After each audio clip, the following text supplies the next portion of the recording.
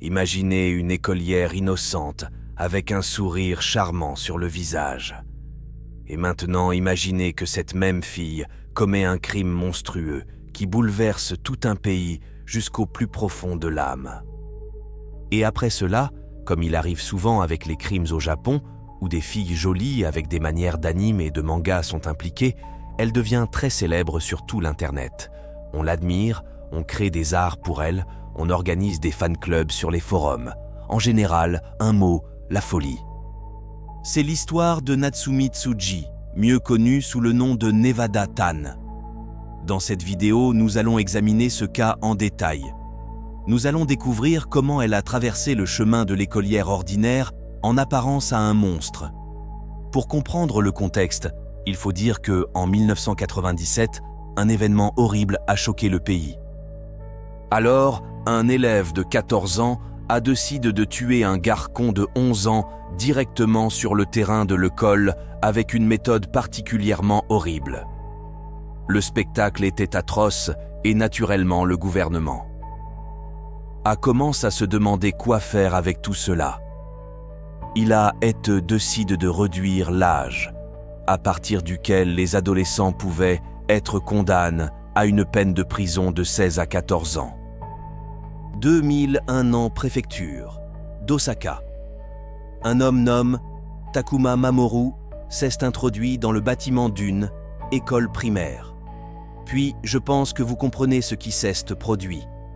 8 victimes, 15 blesses. Tout s'est produit littéralement en quelques minutes. Takuma avait alors 37 ans. Selon différentes informations, il souffrait de troubles psychiques depuis l'enfance. Il a été incarcéré et a même tenté de mettre fin à ses jours. Puis il est exécuté, mais en même temps, le gouvernement se demande à nouveau comment protéger les élèves. Alors, dans de nombreuses institutions scolaires, les mesures de sécurité ont été renforcées pour faire face à de telles menaces. Une situation analogue chez nous dans les écoles.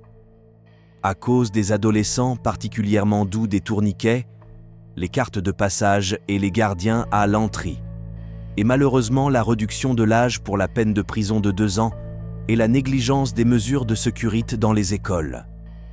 En fin de compte, cela a conduit à des conséquences sérieuses, en particulier au cas avec lequel nous allons aujourd'hui faire face. Nevada. Tan, je vais l'appeler simplement Nevada pour la plupart de l'histoire. On sait peu de choses sur sa vie personnelle.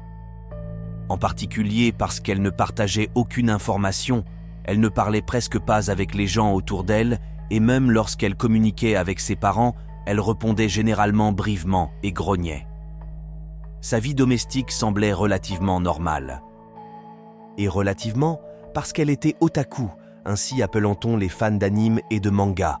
Et si être otaku est normal, notamment au Japon, alors ici c'était un cas plus sérieux. Elle manifestait un intérêt malsain pour les horreurs, et spécialement pour les sous-genres les plus cruels et les plus sanglants. Et l'un de ses œuvres préférées était le film Battle Royale, dans lequel un groupe de colliens débarque sur une île et se bat avec des armes diverses.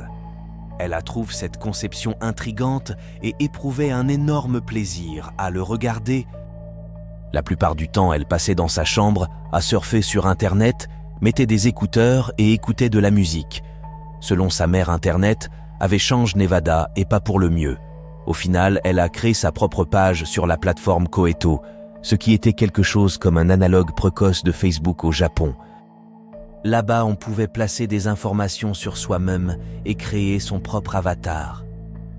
Sur cette même plateforme, elle a rencontré sa camarade de classe nommée Satomi. Elles sont devenues amies, puis on commence à communiquer également dans la vie. Réel à l'école. Satomi avait 12 ans à ce moment. Là, tandis que Nevada en avait 11. À l'école, elle n'avait jamais eu de problème et elle aimait passer du temps avec Nevada. Elles avaient même rejoint ensemble le club de basketball, où elles s'entraient après les cours. Cependant, à la fin, Nevada a dû quitter le groupe pour se concentrer sur ses études.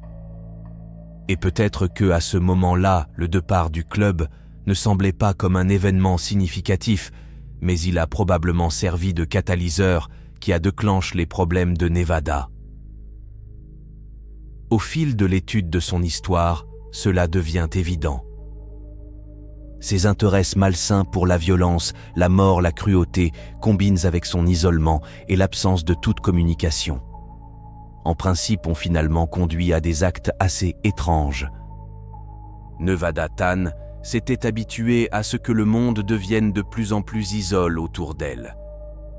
L'Internet était devenu pour elle presque le seul endroit pour communiquer. Comme le diront plus tard ses camarades de classe et ses enseignants. Ses notes étaient juste au-dessus de la moyenne, et elle était une fille calme et tranquille. C'est-à-dire une élève ordinaire, sans rien de remarquable, mais tout cela a continué jusqu'à la 5e classe. C'est-à-dire jusqu'au moment où son état mental a commencé à se détériorer. Beaucoup on note qu'elle avait soudainement du mal à regarder les gens dans les yeux pendant les conversations et avait commencé à se mettre en colère pour des riens. Les petites choses l'irritaient, tandis que celles-ci semblaient insignifiantes aux yeux des autres. Elle insultait ses camarades de classe et parfois, événement, tenait un couteau de bureau de manière menaçante. Nevada se voyait dans le futur comme auteur ou artiste de manga. Elle avait commencé à pratiquer et à écrire ses propres histoires. Aussi, l'un de ses récits était très semblable à Battle Royale. Et dans celui-ci, tous les élèves étaient force de se battre jusqu'au dernier survivant. Mais ce qui est le plus intéressant, c'est que tous les personnages avaient des noms et des caractéristiques suspectement similaires à ceux de ses propres camarades de classe. Elle avait même pense à des manières cruelles et créatives de tuer tout le monde au cours de son histoire. Ensuite, commencent les événements qui précèdent le crime, lui-même. Si vous n'avez pas oublié, Nevada avait une amie, nommée Satomi, avec qui elle avait pratiquement cessé de communiquer après avoir quitté le club de basketball. D'une manière ou d'une autre, elles ont réussi à se réconcilier encore une fois, bien que leur amitié fût un peu tendue. Un jour, dans un esprit ludique, Nevada sauta sur le dos de Satomi à l'école juste pour s'amuser. Alors Satomi dit en plaisantant qu'elle était lourde, Nevada en fut choquée et répondit avec colère « Ne sois pas grossier ».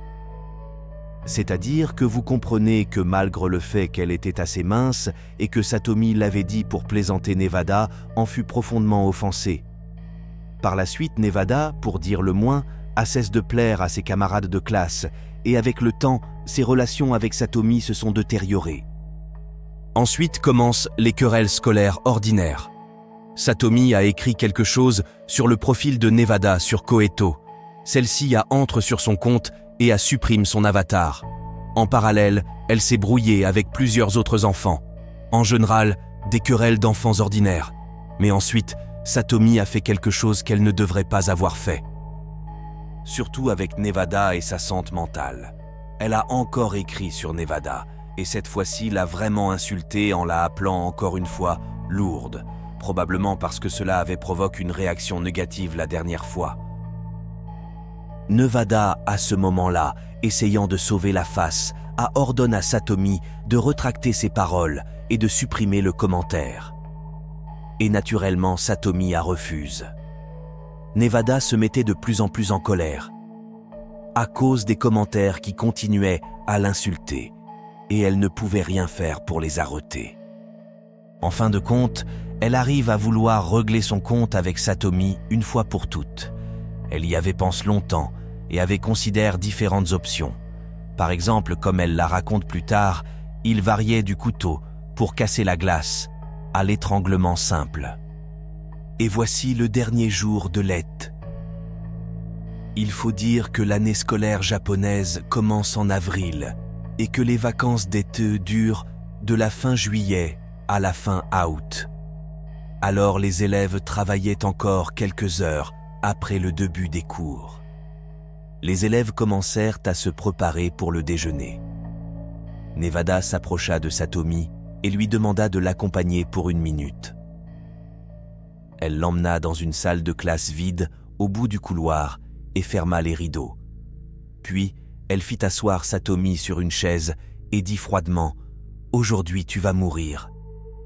Ensuite, Nevada demanda à Satomi si elle voulait qu'elle lui couvre les yeux avec un mouchoir lorsque cela arriverait, mais Satomi refusa.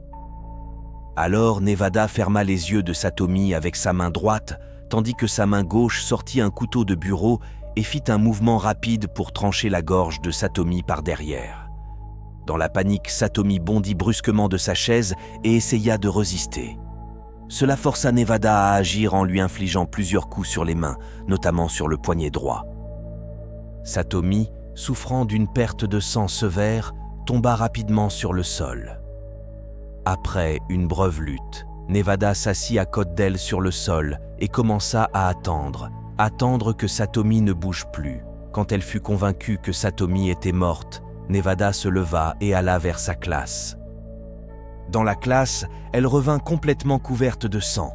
Elle se tenait debout, avec un couteau ensanglante et un mouchoir serré dans sa main. La professeure, pensant qu'elle s'était blessée d'une certaine manière, courut vers elle et commença à l'examiner, mais ne vit aucune blessure. Alors, bien sûr, la professeure commença à paniquer sérieusement et à demander des explications. Enfin, Nevada parla. « Ce n'est pas mon sang ». Puis elle pointa du doigt dans la direction de la classe, où elle avait juste observé les dernières minutes de vie de Satomi. Et elle dit « J'ai fait quelque chose de mal ». Nevada conduisit l'enseignante jusqu'au corps, pleurant tout le long du chemin. Aussitôt que l'enseignante vit Satomi dans une mare de sang, elle appela à l'aide. À ce moment-là, Satomi respirait encore. Les autres enseignants et élèves accoururent aux cris et virent les éclaboussures de sang sur les murs. Une équipe d'urgence fut immédiatement appelée. Au moment de leur arrivée, le cœur de Satomi avait déjà cessé de battre. Elle était morte des suites d'une perte de sang massive. Emporter-la à l'hôpital était inutile.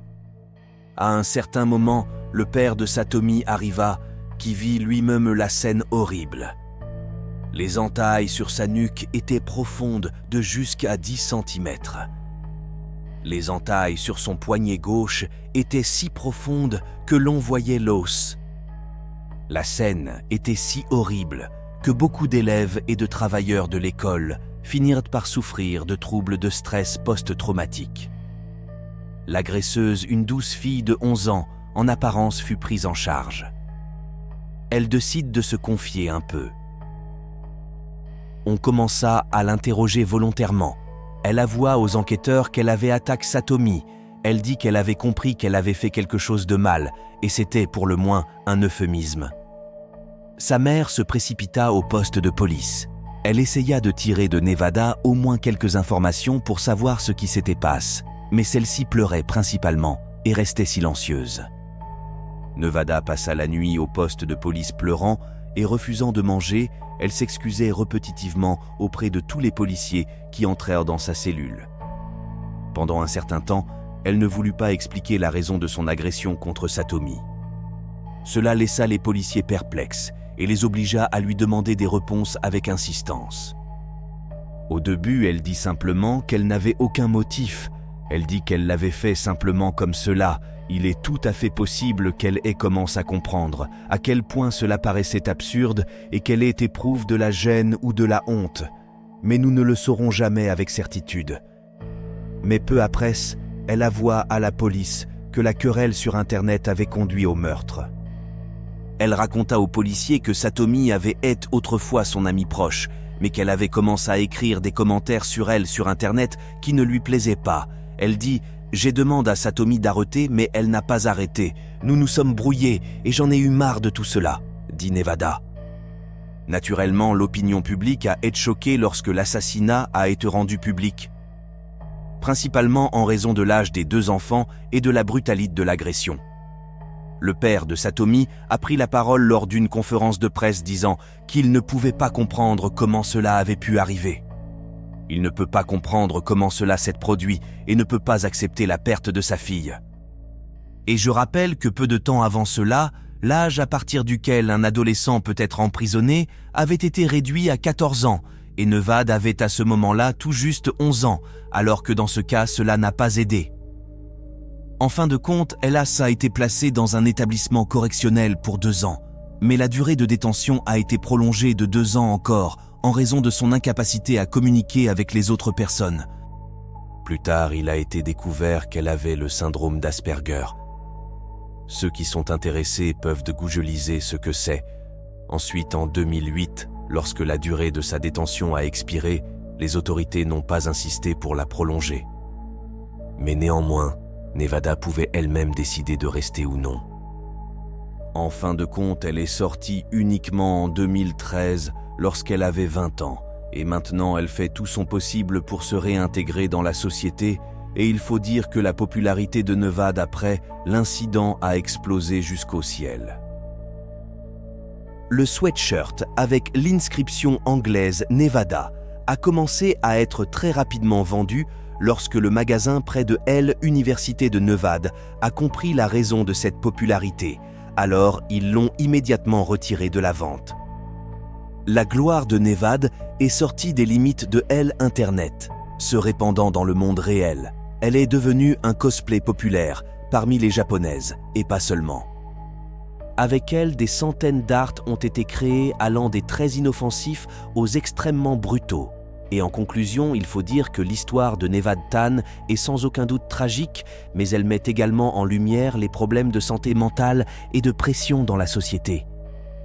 Elle montre combien il est facile pour une personne d'être absorbée par ses idées obsessionnelles et quelles peuvent être les conséquences à long terme du cyberharcèlement.